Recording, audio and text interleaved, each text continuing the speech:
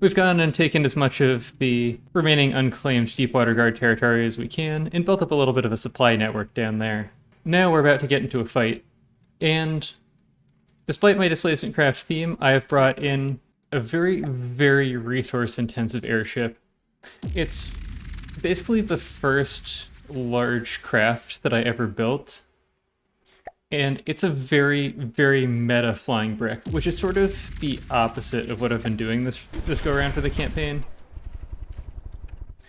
I could still have a little bit of, or going back into it, I could add some more improvements, because this laser is just sort of to allow its lambs to do damage if it's not using them. It'll turn it off otherwise. It could really use a little bit of laser coverage to just stop nukes and that sort of thing that it would always use against close-range craft. I just added that sort of thing into the SecMet. But what it really does is it flies and shoots railguns down at enemy craft. It's getting bounces at first, but the cat shark should really die as soon as it takes one good hit, if we haven't already started retargeting. We also have some light shielding and quite a bit of lambs, so we shouldn't be taking much damage in return. So 2 of the guns shoot armor-piercing head rounds. The other gun from the Anubis shoots thump damage. It's their hollow point. I have refitted its power source 3 different times because Steam has been reworked twice since I built the vehicle. It doesn't quite produce enough energy because you used to be able to get 250 power per volume out of your Steam when I built it. 100 is about the cap now, which is about what the engine is sitting at. So I had to expand the engine bay a lot. It used to use a lot of Dedi blades to keep it to keep it lifted. It still uses some, but it's more reliant on thrusters than it used to be. I used to use a lot of Dedi blades to make my craft more efficient, and then I just realized that the resource burn is just way better, given how short a lot of fights are, than worrying about the economy, especially because you can make the crafts more dense, which makes it more aerodynamic and reduces resource consumption for moving it forwards. I still find it costs more resources to move these guys around because it spends so much keeping itself airborne. To some extent, I've gone full circle with the Zeppelins because it was just, or the blimps or whatever you want to call them, just because it was a fun thing to build. These are base bleeder rounds, so they're going to be a little bit inefficient at killing smaller craft, and the lasers will really help a lot there.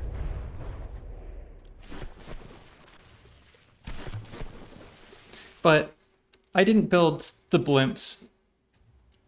Is there another vehicle that I missed? I didn't so much build the blimps to be efficient as a fun diversion.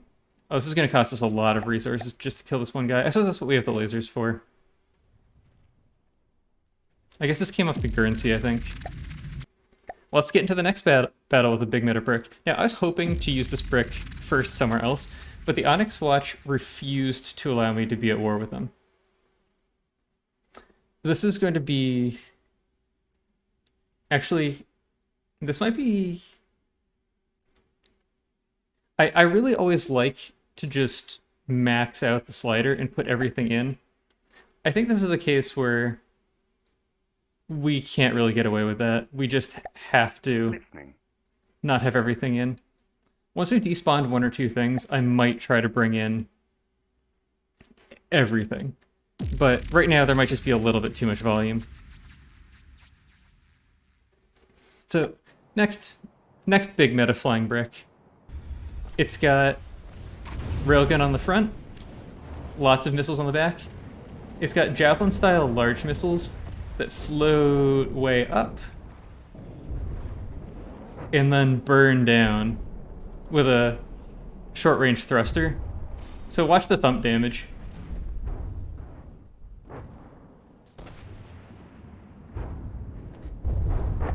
And then Hesh missiles that come down afterwards. Now, the other thing that we have to watch out for in this battle, the Guernsey's pretty much done already, is if we target these successfully. Alright, so it looks like we have downed 2 ICBMs so far. Our lasers that are mounted on the side here, they're these little white things. They should shoot down the ICBMs when they come close. There we go. They will not shoot at enemies that are far away. Our COAs will shoot at them from further away, though.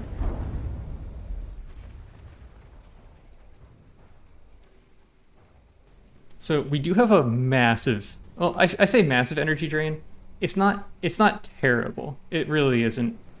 We have a lot of lamb's power, but we only have one railgun on this craft, and it is a hungry monster, but it's still just one railgun. Looks like we've gone... Or it looks like we're still killing the Guernsey. I think we killed it very quickly, but, you know, you have a tendency we're spawning in another one, the Trondheim, maybe? The Norge, right. The Norge always spawns here. But we still have to keep killing it for quite a while afterwards, because that's just what you do, I guess. I really wish that despawning vehicles counted as salvage, so that ignore salvage would make you not shoot at them.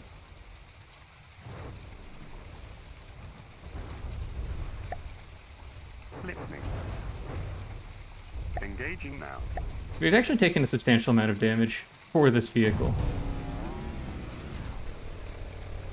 I don't know why... I don't know what we were targeting instead of the Norge. Oh, the Liberator Cannon. I wonder if we're taking a significant amount of damage. Engaging now. The fact that we charged it is a problem, though. We're an absolute front-sider. Looks like the Liberator Cannon can actually do damage now.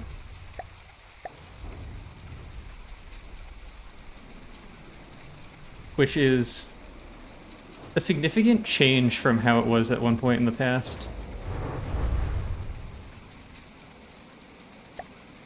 There was a point where, in my fights against the Liberator Cannon, engaging now. It was not really engaging targets successfully. It's really unfortunate that we ran too far past the enemies there. We took a lot of damage because we exposed things that weren't the front side of our vehicle. We'll see how we're doing. This craft can tank huge amounts of damage, but we did list at some point. I'm not sure what the shot was that made us list, but we're taking some fire directly into our side, which is not as well armored. Yeah, so we took a few really good hits that were a bit scary. But the front just has so much armor that as long as we stay front-siding, there's really nothing that we have to worry about.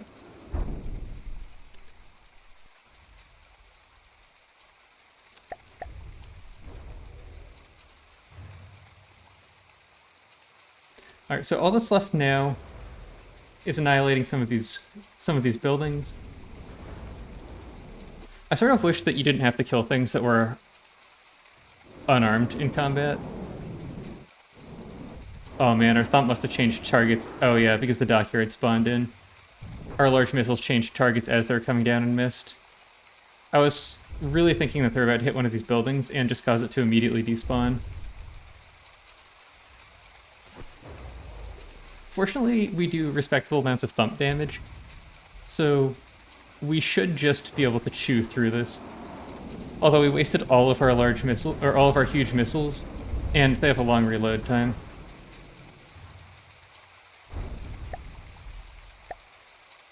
So we took 6% damage, which is really a lot considering what we were fighting.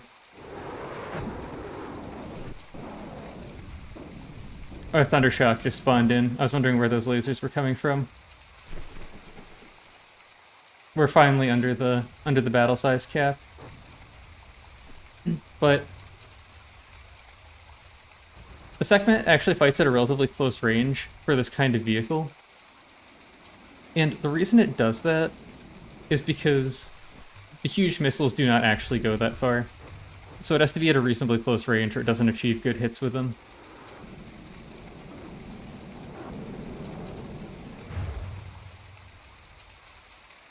This looks really weird. Oh man.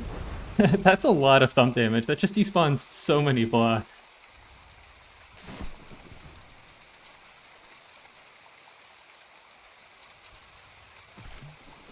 The Thundershock is fixed height, so it'll have poor interactions with mountains. Because I think in-air pathfinding does not recognize your maximum altitude, it'll just try to go over. This feels excessive. Just a little bit excessive.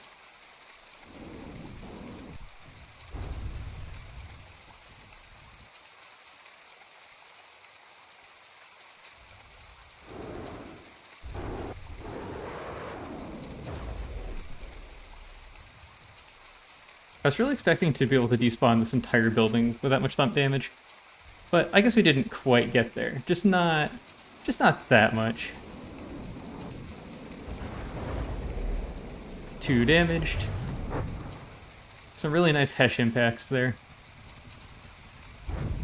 Oops. Also very nearly AI dead as well. That's the first major base of the Steel Striders that we've taken down so far. Moving out. We're still chilling here. I guess this just isn't going to happen. We are creeping closer to the next council meeting, though.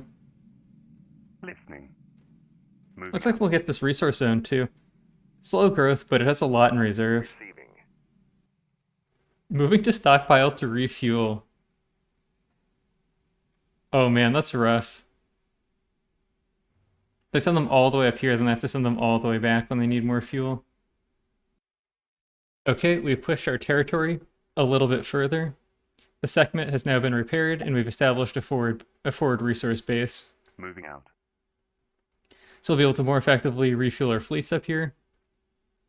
And push on to the next one. Listening. We use a very large percentage of the volume limit.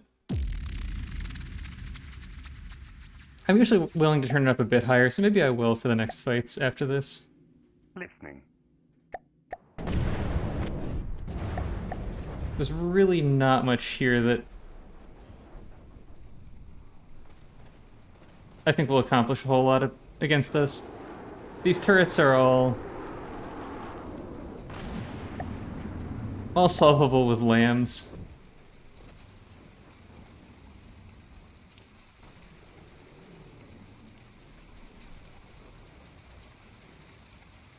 It's interesting what we're targeting first, though. And we're retargeting a lot, so our missiles are not great because the remote guidance. Still, it looks like... Yeah, we're just retargeting right as they get there.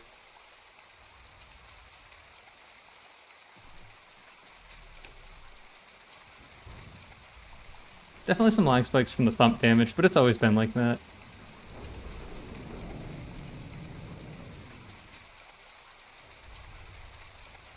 I look away, and we hammer that one.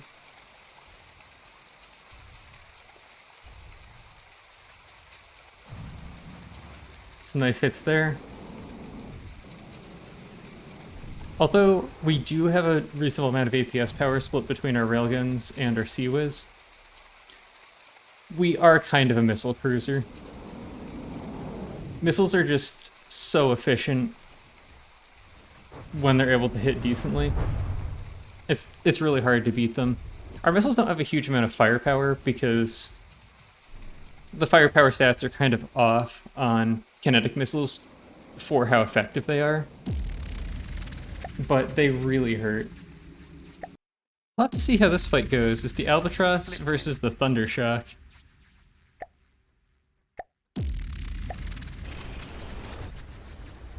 We are designed to fight planes, but this is a bigger plane than we're designed to fight. At the same time, the Albatross is designed to fight ships. And it's also much larger than us.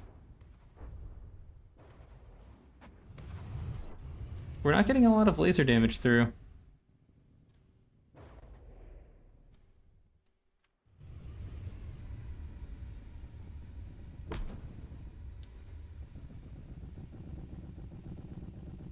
Seems a bit on the low side. We are slowly chipping it out, though.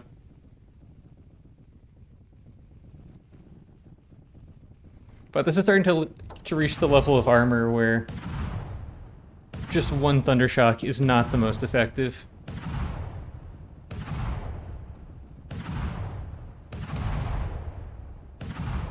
It's kind of hard to get there without making just a really big laser craft. Because at a certain point, it just sort of destroys whatever it's looking at because all the firepower is concentrated. But it's really hard to make a laser that really does a lot of damage for its cost, especially, well, as soon as there's smoke, they just do nothing. I don't know if... I haven't really looked into frequency doublers as much lately to see if it's even conceivable to get through smoke anymore. I heard that it isn't, so I haven't really tried. We came close to doing a divide and conquer thing at the tail of the Albatross. So it looks like the Albatross's only weapon that can actually hurt us is the APS. And we have lambs, and it's just not quite getting there.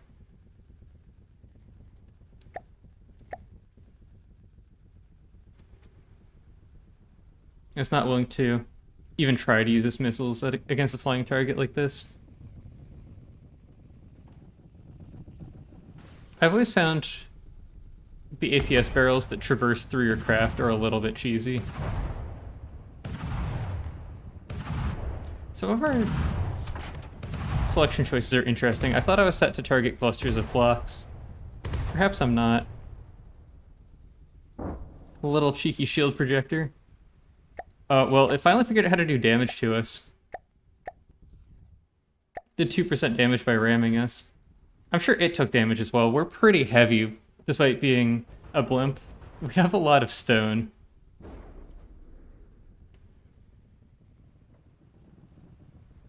It may have gotten the better of the trade, though. It's hard to say.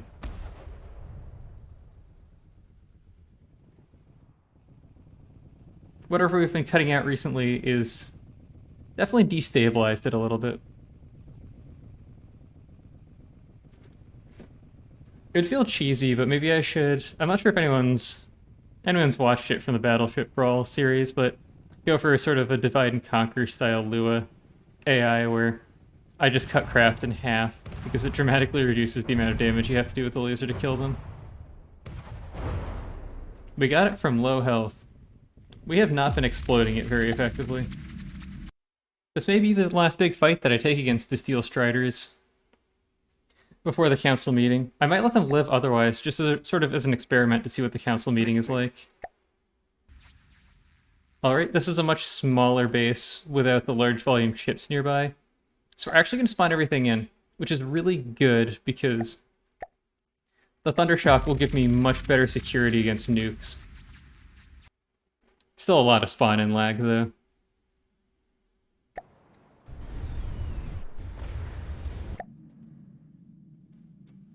And we're gonna have a little bit more spawn in lag.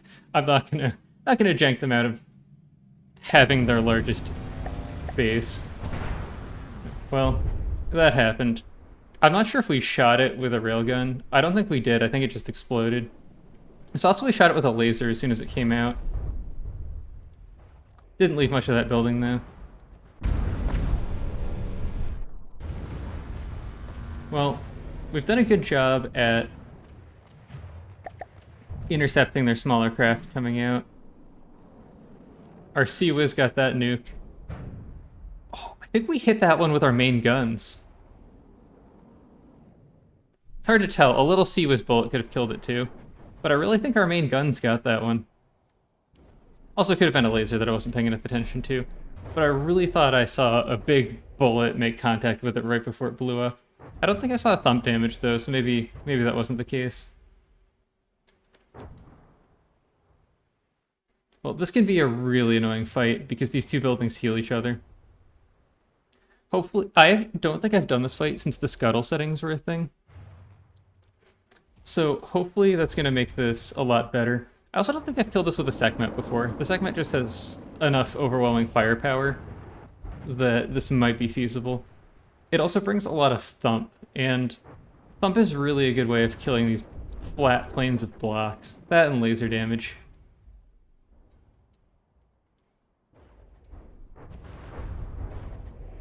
I think those are our flares that are being taken out by enemy Sea Whiz.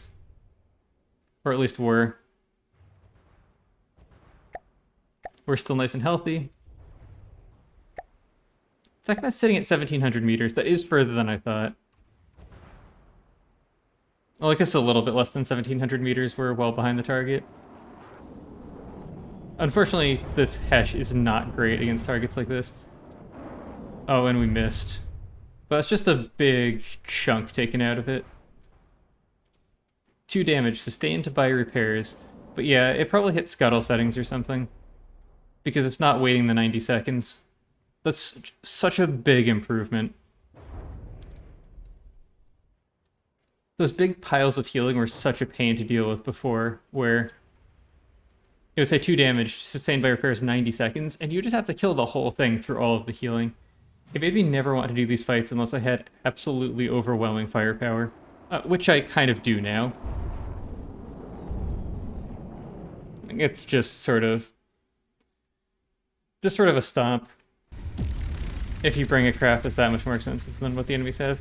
This craft does hedge a little bit against everything, so it doesn't have the most meta effective weapons against any one building. Listening. Here we have the Thundershock being used for its intended purpose, intercepting the Shadow Cat coming for my resource harvesters, despite the fact that it's a Zeppelin.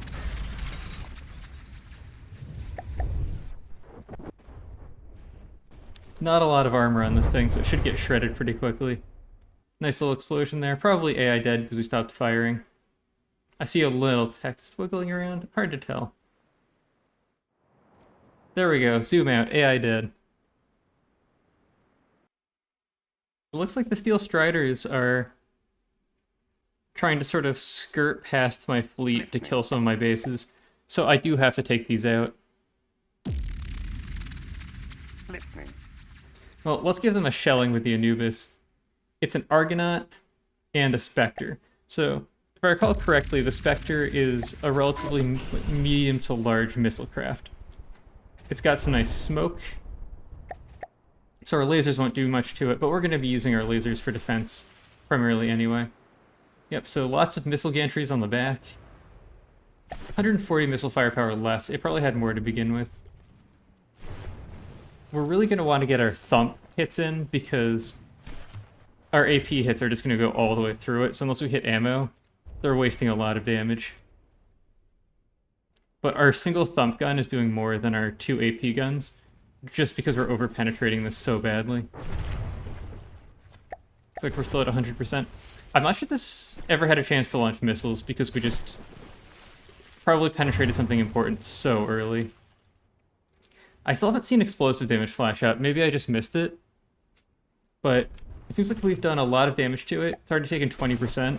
And I don't think we've managed to hit anything explosive yet. And given that it uses a lot of missiles... Still 107 firepower. A lot of missiles. Despawning due to low health. It should have a fair amount of ammo in it somewhere. Or maybe we just detonated it earlier and I never noticed. Anyway... It's the Argonaut's turn.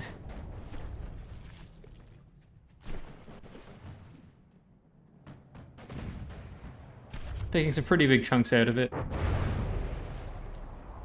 It's still on the small end size-wise for what we're designed to face because of our inaccuracy from the base bleeders. We're really designed to punch big holes in big ships.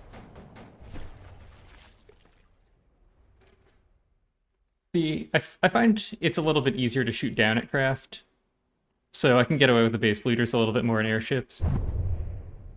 My surface vehicles that have railguns have a little bit more of a tendency to use supercavitation bases or something to get a little bit more accuracy and to avoid skips. Listening. Moving out. Moving out. Let's take these juicy resources. Moving Maybe we'll capture one more tile. You know what, if they're going to do this to us, we can do this right back to them. we'll capture 2 more tiles, take out 1 more base, and then I think we'll run down the clock to the next council meeting. Let's give a good shelling to this Revox materials factory. Can't really fight back, so it's just gonna have to take all this damage. I also can't really turn movement off of my craft because it needs to right side, so I just hope it doesn't hit land. Sheared a watchtower or something right off the top. I spawned the dandelion way too high, and it's gonna take it forever to get back down. But scuttle settings are pretty high in the Revox material factory, and it went down pretty quickly. Alright, this nurse shark is just... it's just going in. I was ignoring it just to see what it would do. But... we're going to need to intercept it with something. And... I don't really have many fast vehicles here that aren't really expensive. Moving out. A Thundershock could catch it eventually, but that's really not what I want to do. We are really getting a good chase from this nurse shark. Alright, we finally caught up with it. Listening. Let's give it a good old fight and see what happens. Well, I know what'll happen. It's a nurse shark. But the real question is, why is it out here?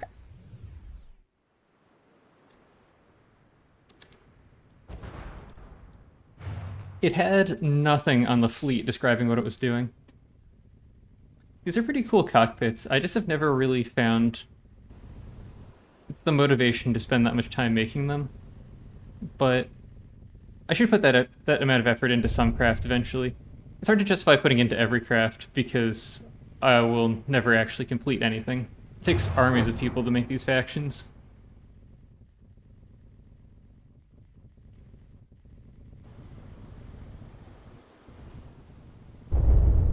Is that a thruster with nothing that it can be used for? I don't know if it's a mimic or if it's just there to make the craft more expensive or something, or I was just seeing things. Anyway, it's dead now. We made it a long ways, though. We were barely faster than it. Moving out.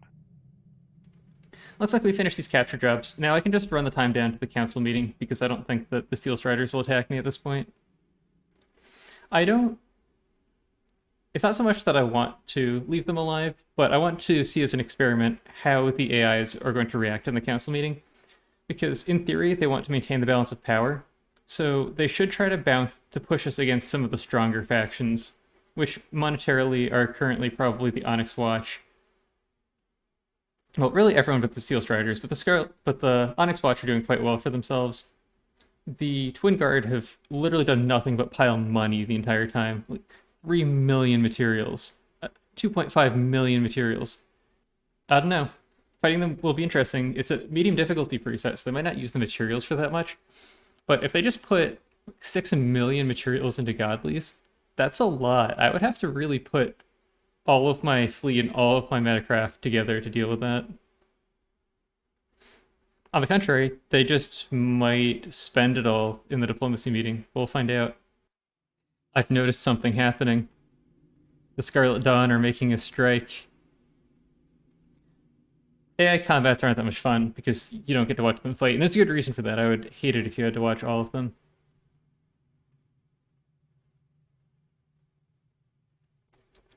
So the Grey Talons don't seem to have responded to this at all.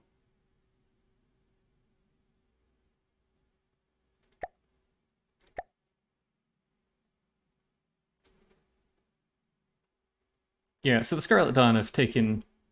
oh, they've actually taken some damage, but very low. I don't even know if any of these really fight back. Looks like the Hydra finally did something. It was just chilling here for a long time. Listening. We're just going to blow it up, though. We could do some sort of interesting or fair or balanced fight, but we are just kind of going to explode it.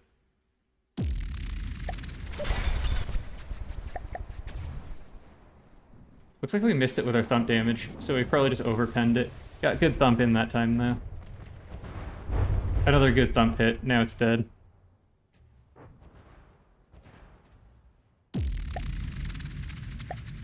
So even though they are just defensive lambs, the The offensive power of the lasers on the Anubis are actually 2.5 Thundershocks worth. You really have to pay attention to these sneaky, sneaky buggers. I had it on times 10. And this Reef Shark is just... I don't know. I kind of want to watch it fight the Onyx Watch. I went to get a vehicle ready to intercept it. Now, if memory serves, the Reef Shark is the new meme vehicle. Got the hydrofoils underneath it. It tends to just flip over and sink to the bottom. It's also just not really very good. Oh, maybe they're grouping with these guys somehow, but they're going through Scarlet Dawn territory to get there. I think they're neutral with the Scarlet Dawn, and the AIs just sort of ignore each other. So I guess the issue was it can't get from here to here, so it just went through my territory. That's interesting, I guess. Yeah, not a great decision. It's pretty fast, so it got away with it because I didn't see it, and I have much faster vehicles to intercept it.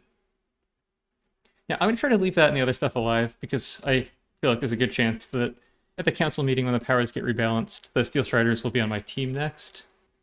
The Grey Talons sent these vehicles in to stop the Scarlet Dawn, but then they decided they needed to go back and intercept for the Sirius, so I guess they're all going to pool here. Just everything is pooling over here, and they're just all going to run down and fight the Sirius. I don't really know what the situation is going to be after the council meeting, and there's a fair bit of money getting thrown around. We're really getting down there in time. Listening. Next council meeting is going to come soon. Moving out. I have Onyx Watch vehicles scattered all through my territories that I can do literally nothing about. Oh, and a cat shark. It's kind of going to be a mess. Also, we got some pretty big piles of Grey Talons and Scarlet Dawn who have not fought each other yet.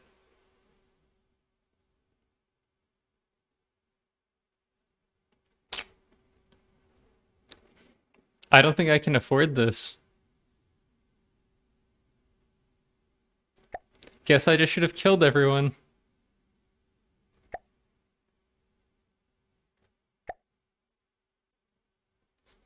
Well, that's certainly a thing. Oh, it didn't punt me out. It really waited a long time for this moment, but we have our payoff. So I knew I was getting a little bit powerful relative to the other factions. I suppose the actual strategy, if you're really trying to min-max, is since you can't declare war on your allies in any way, I thought you were supposed to be able to do it by intruding on their territory. Apparently you can't. Is to start killing the neutral players before the council meeting. Or you can just... I could have just ended the Steel Striders. I could have killed Damascus. There's nothing stopping that at all.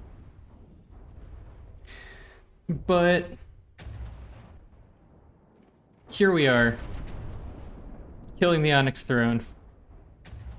I thought they were my friends. I really thought they were my friends. Unfortunately, this means we're not going to be fighting some of the new rapid response vehicles. But they sort of deserve this.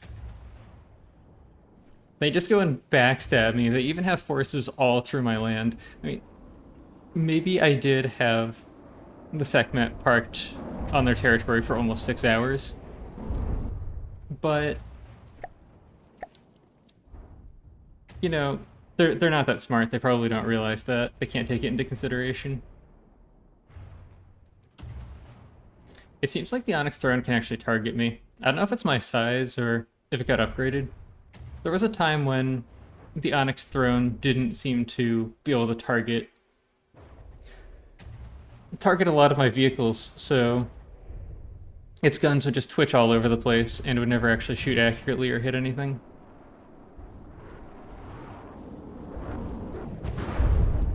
Looks like we've torn it up pretty badly. We do just bring a lot of firepower, and it has no spall liners or anything, so the Hesh missiles do a lot of damage. There's a lot of empty space so that they won't tear up squishy internals, but they still do a lot of damage.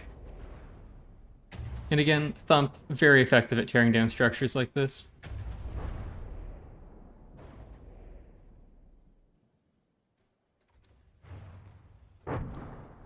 Yep, there we go.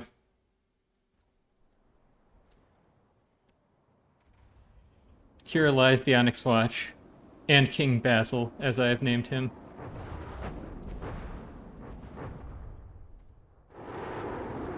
Supposedly they have a council, but someone has to be sitting in the Onyx throne. Probably just a paper king.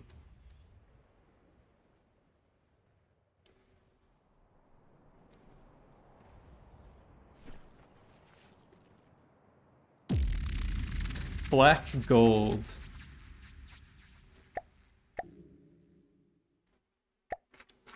Well, there goes the Onyx Watch. I believe that is enough from the depths for one video. Thank you for watching. If you enjoyed the video, feel free to hit one of the dopamine buttons down below. I hope to see you again soon.